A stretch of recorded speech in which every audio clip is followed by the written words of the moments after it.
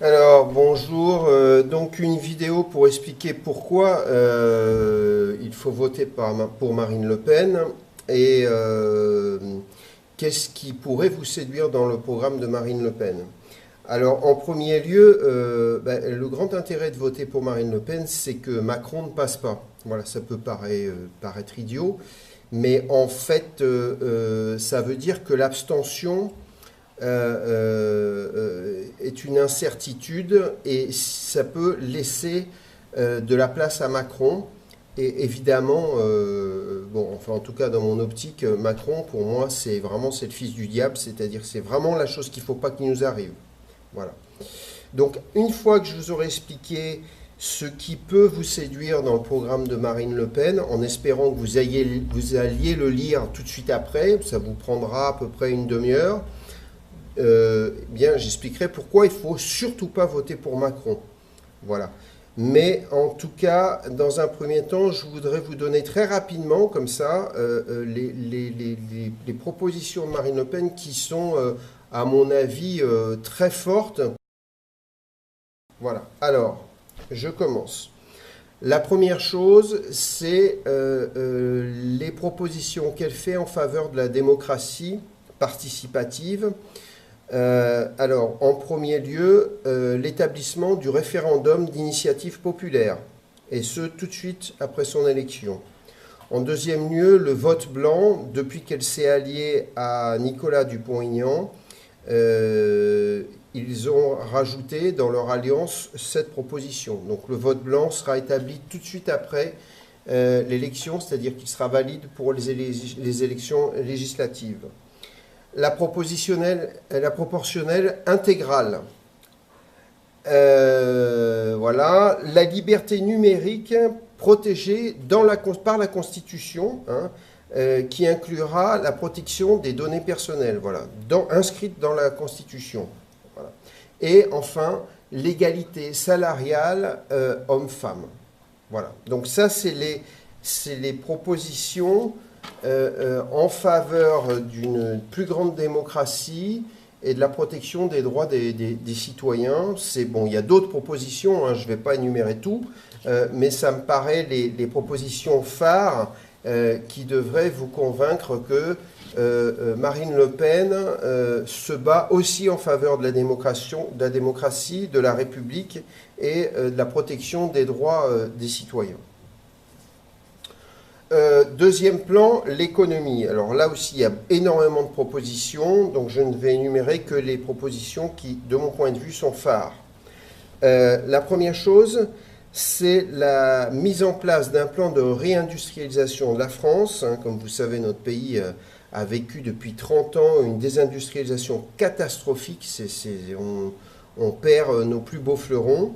Et donc, mise en place d'un plan de réindustrialisation de la France dans le cadre d'une coopération qui associera l'industrie à l'État stratège, c'est-à-dire revenir à cette politique qui était la grande réussite et l'apanage de De Gaulle et de Pompidou, et qui a fait le succès de nos grandes entreprises internationales. Ça va d'EDF à Areva, en passant par tous les projets de train à grande vitesse. Enfin bon, tous les grands fleurons de l'industrie française naissent de ces années-là, des années 50 et 60. Et donc l'idée, c'est de remettre en place ce genre d'association entre l'État et les grandes entreprises françaises pour favoriser l'innovation et la réindustrialisation. Créer un secrétariat d'État dédié aux mutations économiques, pour créer, on va dire, une veille, on va dire, stratégique sur tout ce qui sont les nouvelles économies, les nouvelles technologies. Augmentation de 30%, vous entendez bien, 30% du budget de la recherche. Voilà. L'objectif, c'est d'arriver à au moins 1% du PIB. Voilà, c'est un énorme effort. S'investir énormément dans l'économie de la mer à travers un ministère de la mer et de l'outre-mer et donc faire d'une pierre deux coups, revaliser tous les territoires d'outre-mer. Hein. On a vu récemment, notamment avec la Guyane, que c'est une catastrophe. L'outre-mer a été complètement abandonné par les gouvernements successifs qui ont précédé. Hein. Et en même temps, elle veut investir très lourdement dans tout ce qui est une nouvelle économie reliée à la mer, c'est-à-dire pas seulement la pêche, mais tout le côté recherche, nouvelles énergies, nouvelle biologie, nouvelle agriculture, enfin bon, toute l'innovation. C'est un projet énorme. Voilà. Et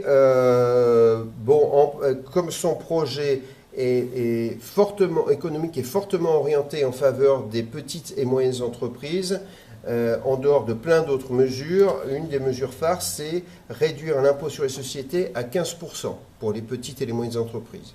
Voilà. Je vous rappelle qu'il est à 33 voire 36% selon les cas. Et elle fait une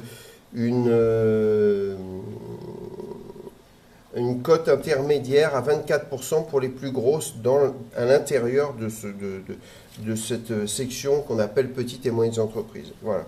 Donc c'est un très gros changement pour les petits et moyens entrepreneurs. Ensuite, elle garantit la retraite à 60 ans avec 40 annuités. Elle retire la loi travail. Vous entendez bien, elle retire immédiatement la loi El Khomri, la loi travail. Et elle garantit les 35 heures légales. Voilà. Donc ça aussi, c'est des mesures vraiment fondamentales. Hein.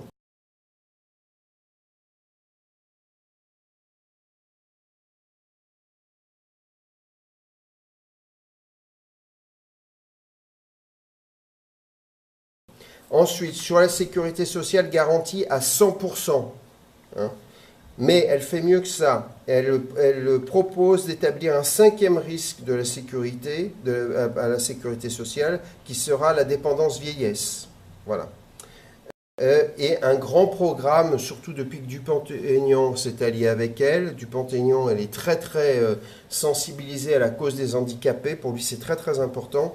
Un grand programme pour les handicapés, la revalorisation de leurs allocations, mais tout un programme pour, dans le pays, adapter par exemple les transports, la circulation dans la ville, mais aussi créer des tas d'endroits pour les accueillir. Enfin bref, c'est un programme très important. Sur les impôts, une baisse de 10% sur les 3 premières tranches. Je continue. Alors, en politique internationale, des choses fondamentales. Hein. L'une d'elles, c'est quitter l'OTAN. Voilà. Toute la politique internationale sera en faveur d'un monde multipolaire. Hein. Et donc, ça veut dire, évidemment, comme vous le savez, j'imagine, relier des relations diplomatiques normales et bien avisées avec tous les pays, y compris et surtout au premier chef la Russie, hein, et par exemple ne pas s'engager dans des guerres qui, outre le fait qu'elles sont dévastatrices pour les peuples, risquent d'engager la France dans des situations inextricables, hein, comme on l'a vu avec le sieur Hollande qui nous a mis en Syrie, et le sieur Sarkozy qui avant nous a engagés dans une folie furieuse en Libye. Enfin voilà, c'est des dingues. Hein, voilà. Donc enfin on revient à quelque chose de raisonnable et d'éclairé. Voilà. Valorisation de la politique de la francophonie et un très grand problème de coopération avec les pays africains et surtout d'Afrique noire. Je vous signale au passage que énormément d'Africains d'Afrique noire sont en faveur de Marine Le Pen. Hein. Je parle d'Africains, hein. Je ne parle pas de gens de Français d'origine africaine, je parle d'Africains. Et ce pour une raison, c'est qu'ils la considèrent tous comme une des seules politiques françaises qui s'est toujours positionnée en faveur de l'indépendance de l'Afrique, et surtout de l'Afrique noire, contre le franc CFA, et pour des relations justes et équitables entre la France et les pays d'Afrique, c'est-à-dire contre ce qu'on appelle la France-Afrique. Voilà. Et donc une grande valorisation de la francophonie, c'est-à-dire évidemment développer tout ce réseau de la francophonie qui est une grande force de la France, tant sur le plan économique que sur le plan culturel. Voilà.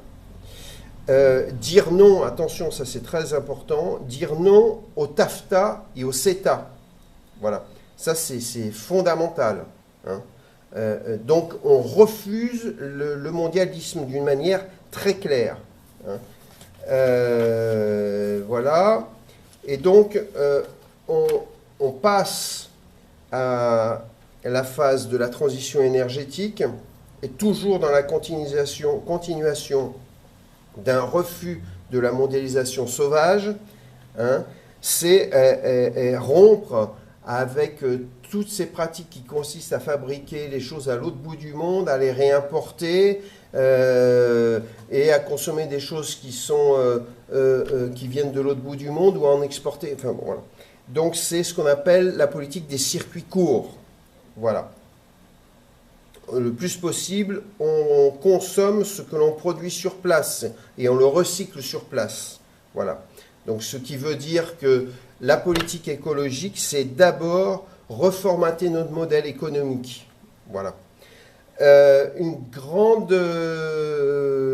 programme d'isolation des habitations, en considérant que si on veut économiser de l'énergie, avant de changer les moyens de production, la première chose, c'est en consommer le moins. Donc un très gros programme sur l'isolation des logements. Créer une nouvelle filière d'énergie renouvelable. Alors sur le biogaz, le solaire, tout ce qui est énergie à partir de la mer, et toutes ces choses-là. Par contre, l'éolien, elle stoppe. Voilà, parce que considère, et moi je suis assez d'accord avec cette analyse, que l'éolien n'est pas une solution viable à long terme,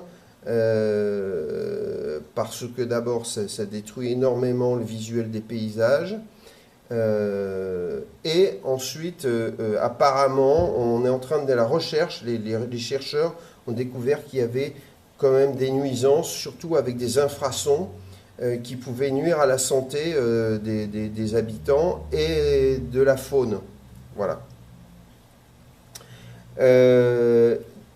Créer une grande filière de l'hydrogène, c'est-à-dire produire de l'énergie à partir de l'hydrogène et créer des véhicules qui fonctionnent avec un moteur à hydrogène. Donc ça, c'est un programme très très ambitieux. Hein.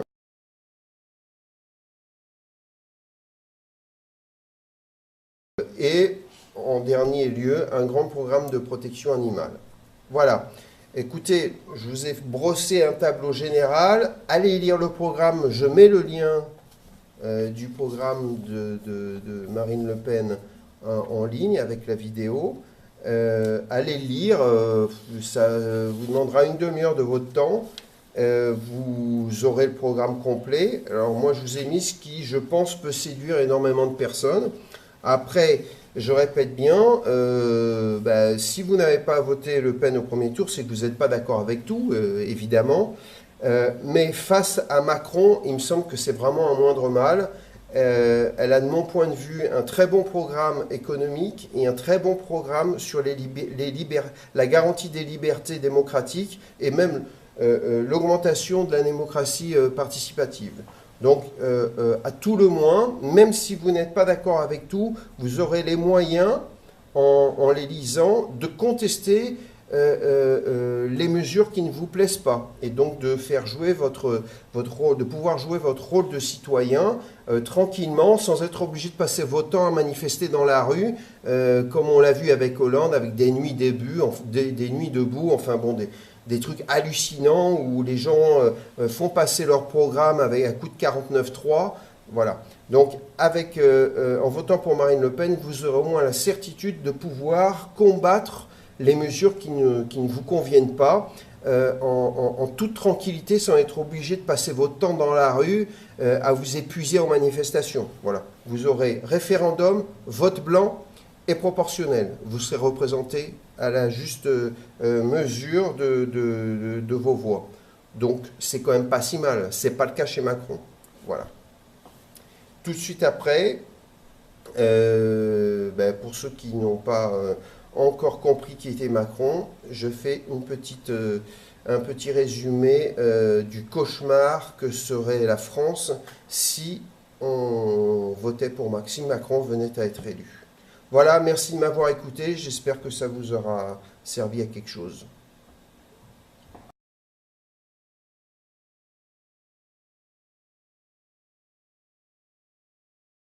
Wesh wesh les amis. Alors dans cette vidéo on va reparler de Macron parce que comme il était banquier d'affaires et ministre de l'économie, il a souvent une image de mec compétent, d'un mec qui va bien gérer l'économie d'un pays. Pour vérifier s'il était compétent, on est allé regarder ce qu'il a fait sous Hollande pour l'économie et pour lutter contre le chômage. Alors ce qu'on va voir, c'est qu'il a dépensé énormément de thunes mais pour aucun effet. Et c'est vraiment énormément d'argent, hein. Sur les 5 ans du quinquennat, ça a coûté plus de 100 milliards d'euros et ça a eu aucun effet sur le chômage. Pire, ça l'a fait augmenter de 30%. Donc comme ça a l'air dingue mais vous allez voir quand on explique, tout devient clair. Au début du quinquennat, il y a Macron et un groupe d'économistes qui s'appelle le groupe de la Rotonde qui ont imaginé, façonné, mis en œuvre les 2 mesures de politique économique phare du quinquennat de Hollande. Elles s'appellent le pacte de responsabilité et le CICE. Le CICE, par exemple, c'est dingue, hein, c'est l'État qui paye 7% de tous les salaires bruts jusqu'à 3700 balles. Ça veut dire que tous les gens qui gagnent moins de 3700 euros bruts, l'État leur paye 7% du salaire. Et c'est énorme cette thune, hein, ça représente 41 milliards d'euros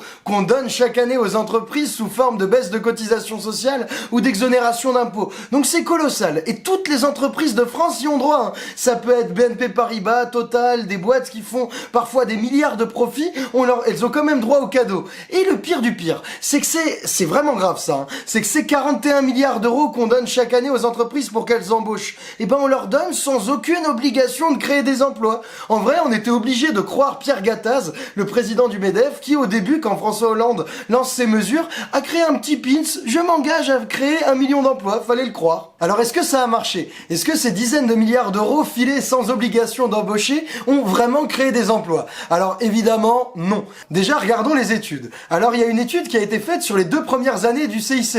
Alors elle montre d'abord un résultat très décevant sur l'emploi et ensuite, et ça c'est important, les milliards du CICE, ils n'ont eu aucun effet. Ni sur l'investissement, ça n'a pas augmenté, ni augmenté les exportations, ni augmenté la recherche et développement.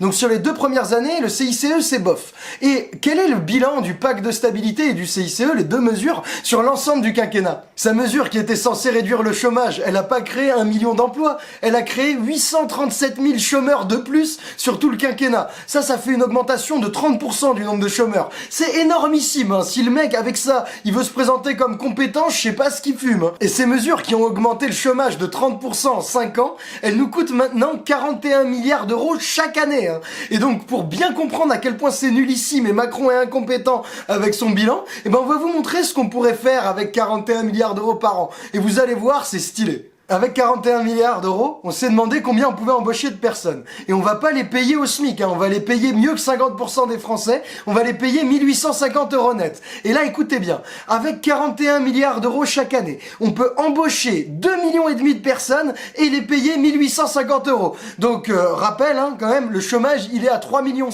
Donc la politique de Macron, c'est vraiment de la merde. Et si, sur les 41 milliards d'euros, vous voulez garder les aides qui allaient aux petites entreprises, parce que c'est vrai qu'elles avaient bien besoin d'être aidées, en tout cas bien plus que BNP Paribas, si vous gardez ces aides, il reste encore assez de thunes pour embaucher 1 million de personnes à 1850 euros net. Donc du coup, avec 1 million de personnes, il n'y a plus de problème dans les hôpitaux, dans les écoles, à la police, à la justice, on peut aider les agriculteurs, les éleveurs, il y a plein de trucs qui vont mieux. Au lieu de faire ça et de vraiment s'attaquer au problème du chômage, Macron, il prend les 41 milliards d'euros par an, il les jette un peu comme ça sans regarder. Et ça a eu l'effet désastreux, et ça faut bien l'imprimer, d'augmenter le chômage de 30%. Donc c'est vraiment affreux comme bilan. Et là, est-ce que Macron prend acte de l'échec de sa politique dans son programme présidentiel? Pas du tout. Et il propose même mieux que continuer à filer 41 milliards d'euros à toutes les boîtes. Il propose de leur donner encore davantage, en baisse de cotisations sociales ou en baisse d'impôts. Et, parce qu'on change pas une équipe qui perd, il propose encore une fois de le donner à toutes les entreprises, même celles qui font des profits records, et sans aucune obligation d'embaucher des gens. Mais on nage en plein délire. Mais alors comment c'est possible? Pourquoi il persiste?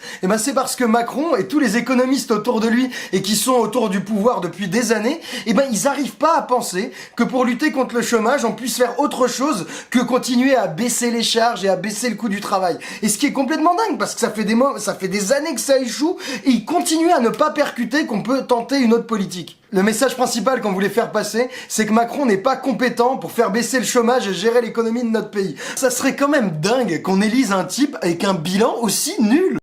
Alors, pourquoi il ne faut pas voter pour Emmanuel Macron? Alors, la première chose qu'il faut dire, là aussi, c'est comme sur ce que j'ai fait sur Marine Le Pen, je brosse large, à vous d'aller voir après, hein. La première chose qu'il faut comprendre, c'est que le programme d'Emmanuel Macron, c'est un programme qui est basé sur un principe, il vous dit les choses à moitié. Voilà. Donc il faut les lire entre les lignes, c'est pas forcément facile pour tout le monde. La première chose qu'il faut que vous sachiez, c'est que c'est un européiste forcené, et que voter pour Macron, ça veut dire le démantèlement du pays, le démantèlement de la France, et donc c'est à court terme, hein, c'est même pas à long terme, à court terme, c'est la disparition de votre pays. Quand je dis la disparition de votre pays, c'est en tant qu'entité politique. Il faut que vous sachiez qu'aujourd'hui, votre gouvernement, le gouvernement que vous élisez, ne prend, en termes de décision, ne prend pas plus de 30% des décisions politiques. Le reste, c'est l'Europe qui les prend. Eh bien, si Macron passe, on sera au bout de 5 ans quasiment à 50%, à 100%, pardon. Qu'est-ce que ça veut encore dire? Ça veut dire que l'entité française, politique française de la France en tant que nation, en tant qu'entité politique, aura disparu. Vos régions seront reconfigurées et remodelées, c'est-à-dire que au lieu d'avoir un pays comme vous avez l'habitude de l'avoir depuis tout le temps, vous aurez un pays qui sera bientôt explosé à travers des régions qui auront des frontières qui vont au-delà des frontières de la France. Par exemple, vous aurez une région au sud de la France qui sera un petit bout d'Espagne et un gros bout de France. C'est un exemple. À l'est, en Alsace, c'est pareil. Avec l'Italie, au sud du côté Italie, c'est pareil. Donc, c'est à moyen terme, voire à court terme, le démantèlement de votre pays. Voilà. Donc, ça veut dire quoi? Ça veut dire de nouvelles entités de pouvoir. Hein. Ça veut dire quoi aussi? Ça veut dire que ces entités de pouvoir régionales rendront compte directement compte à l'Europe. Voilà. Vous n'existerez plus en tant que nation, messieurs, dames. D'accord? Vous comprenez bien? Vous n'existerez plus en tant que nation. Vous serez un peuple éclaté qui n'aura plus aucun moyen de se mobiliser. Et donc, comme ces régions, évidemment, auront beaucoup moins de pouvoir que l'État-nation de la France, ça veut dire que votre pouvoir de citoyen sera divisé en 10. Voilà. Vous n'aurez quasiment plus aucun pouvoir. Vous serez à peine des régions, des sous-régions de l'Europe. Voilà. Qui seront gérées par le gouvernement fédéral. Voilà. Ça, c'est juste pour vous donner une idée. Voter pour Macron, c'est voter pour l'injustice sociale totale. Quelques mesures phares. L'ISF, il supprime l'ISF pour les gens qui ont des investissements en actions. Ça veut dire quoi? Ça veut dire que tous les gens très riches qui spéculent sur les marchés financiers, tous les grands patrons, les cadres qui ont gagné des tas d'actions gratuites, eux ne seront pas imposés. Voilà, vous savez que Macron a, je mettrai des petites vidéos en ligne que vous pourrez regarder, a trouvé le moyen de faire un système qui permet de donner des tas d'actions gratuites au cadre des grandes multinationales. Donc en fait, pourquoi c'est fait? C'est fait pour créer une masse de possédants artificiellement qui viennent peser sur l'économie et qui sont inféodés au pouvoir des multinationales et qu'on peut et manipuler politiquement et manipuler économiquement. D'accord, hein? Donc ça veut dire que c'est le tout pouvoir aux multinationales et à la financiarisation de l'économie. Ces gens-là ne payeront plus d'ISF, hein, d'impôt sur la fortune. Par contre, continueront à payer sur la fortune les petites classes moyennes qui ont un bien immobilier, d'accord, qui dépasse, donc c'est, je ne me rappelle plus, c'est 1 million, 1,2 million, je crois, je ne me rappelle plus. Je ne sais même pas si c'est pas 900 000 euros. Voilà, enfin bon, bref. Bon, c'est déjà pas mal, mais eux, ils continueront à payer. Ce qui fait que les gens les plus riches de France ne payeront plus rien, d'accord, même si, ou pratiquement plus rien, même s'ils ont parallèlement des biens immobiliers. Par contre, ceux qui n'ont que des biens immobiliers, qui n'ont pas d'argent pour spéculer, qui ne spéculent pas, eux, ils payeront plein but. Et les raisons que Macron invoque, c'est quoi? C'est pour relancer l'économie. Ah bon, on voit bien de quelle façon ils vont relancer l'économie. Hein. C'est-à-dire c'est tout pour les types qui en ont plein les fouilles, et pour les autres, allez vous faire voir. Donc c'est très clair, hein. Macron, c'est le pouvoir des banques et des multinationales. Macron, c'est le démantèlement des droits sociaux, c'est le démantèlement du code du travail. C'est la loi El Khomri que vous avez eue. Il veut en faire une nouvelle immédiatement qui passera par décret, c'est-à-dire qu'elle ne passera pas au vote du Parlement, d'accord ? Et elle sera 10 fois plus forte. Qu'est-ce que c'est cette loi? C'est grosso modo, pour faire court, parce que je ne peux pas vous faire une conférence pendant 2 heures, vous allez lire son programme, c'est ce qu'on appelle, d'une manière générale, l'ubérisation de la société, dérégularisation totale du code du travail, flexibilisation totale, on peut licencier comme on veut. Alors bon, il faut faire attention pour ceux qui vont lire le programme.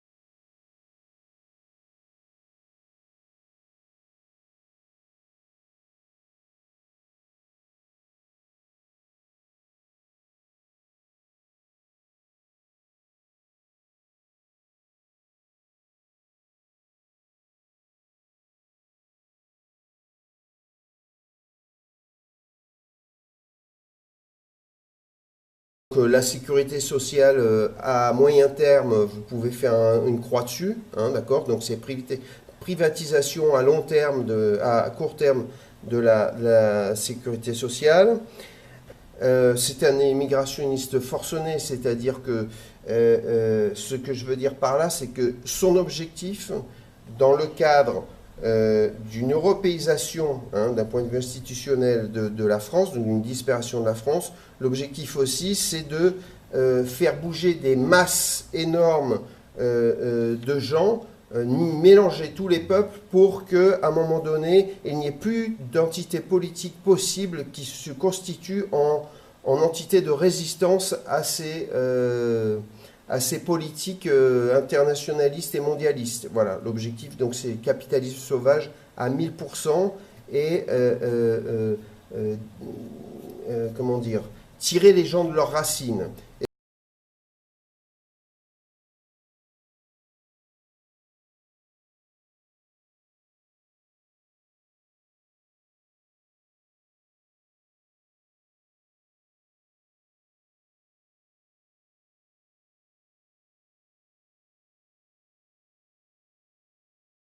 Et c'est ce qui explique qu'il dit il n'y a pas de culture française.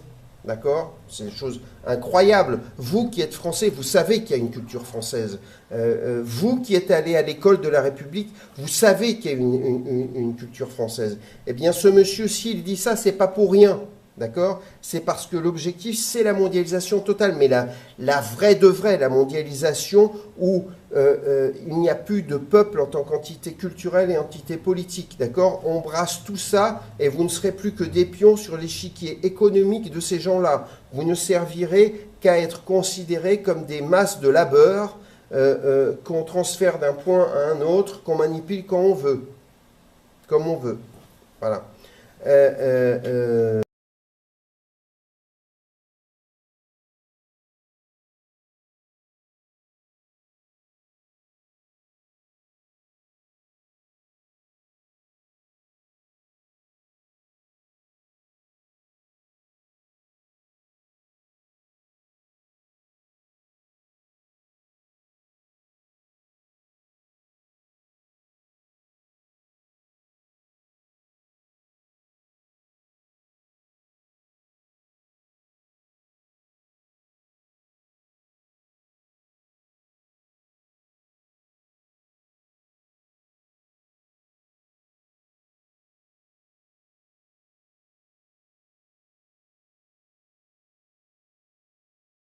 Je terminerai par vous dire que, oui, alors comme je l'évoquais, les risques de guerre, puisque tout ça, c'est une politique cohérente qui va avec, évidemment, et la mondialisation et donc le transfert des pouvoirs politiques des États-nations à l'Union européenne. Toutes ces guerres qu'on voit au Moyen-Orient continueront. Comme vous l'avez vu, vos gouvernements successifs, Sarkozy et Hollande, y ont participé allègrement. Ça ne s'arrêtera pas avec Macron et ça empirera. Et donc ça ne fera qu'empirer la situation du pays. Et que, évidemment, tout ça participe d'un projet comme je l'explique, de reconfiguration du monde à la mesure du mondialisme. Hein. Il faut reconfigurer les territoires en fonction de leur type de population, des richesses qu'ils contiennent dans leur sol, entre autres, et des économies et de la possibilité qu'on a d'exploiter les travailleurs. Voilà. Donc c'est un projet infernal, et Macron représente tout ça. J'en terminerai avec une autre information que les gens connaissent très peu, qui est que l'Union européenne a créé une gendarmerie qui est en fait une espèce de police militaire qui regroupe donc une force armée qui est autorisée à intervenir dans n'importe quel pays de l'Europe, hein, des États membres, pour faire des opérations de police musclées, évidemment, et ils sont autorisés à tirer à balles réelles sur le peuple en cas d'émeute ou en cas de révolte, hein, et qu'ils ne sont soumis à aucune hiérarchie hormis celle de la Commission européenne. Voilà. C'est-à-dire que ça s'appelle, on va appeler ça comme vous voulez, quoi.